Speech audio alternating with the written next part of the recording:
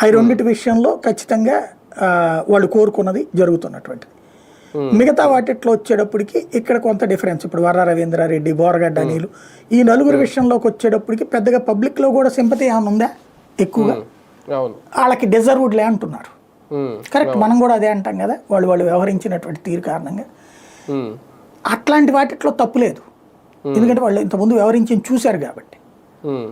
But ఇప్పుడు ప్రతిదీ ఆ కోణంలో నుంచి చూశారనుకోండి, ఇష్యూ అవుతుంది తర్వాత.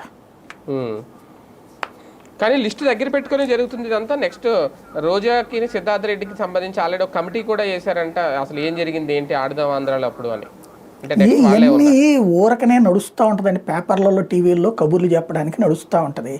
మదనపల్లి ఫైల్స్ ఏమైంది చివరికి? ఎఫ్ఐఆర్లు ఏం రాశారు? అది ఎవరో డబ్బులు అంటే ఒక తెలుగుదేశం నాయకుడు అనుకుంటా దాంట్లో, లేకపోతే పార్టీ పేరు రాయలేదు, ఒక ఆయన డబ్బులు ఇచ్చాడట అక్కడ 22A వాళ్ళకి సంబంధించినవి పెట్టమని చెప్పేసి, అట్లాంటి ఆ డబ్బులతో సహా తగలబడ్డాయట అక్కడ. అది తాజాగా బయటపడుతున్నటువంటి అంశం. దాంట్లో అతను లోపలేసేయాలి మిథున్ రెడ్డిని, లేకపోతే కనుక ఇంకో దాంట్లో ఎవడో తినేసాడు.